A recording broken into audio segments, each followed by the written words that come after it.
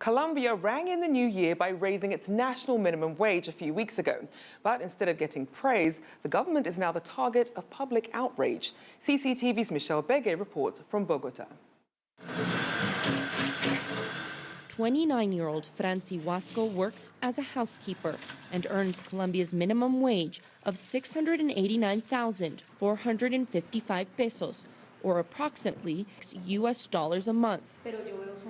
With a daughter to raise at home, Franci says this salary is not enough to maintain a family. It is not enough for anything.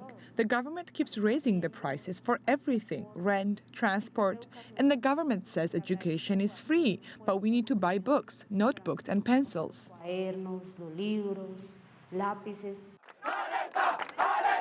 The annual increase in minimum wage fell far too short, said protesters in Bogota on Sunday.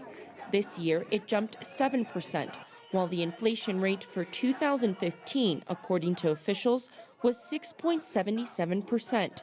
Citizens argue that salary increases aren't enough to offset the food, water, and energy prices, which have soared due to the El Niño weather phenomenon.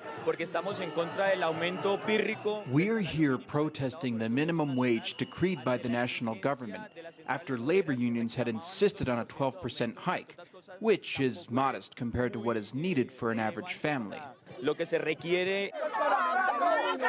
According to Colombian National Department of Statistics, the cost of living per household went up 7.26%, which is greater than the wage hike. Some economists argue part of the issue is that the government is one of the largest employers in Colombia and would therefore be directly affected by salary increases. It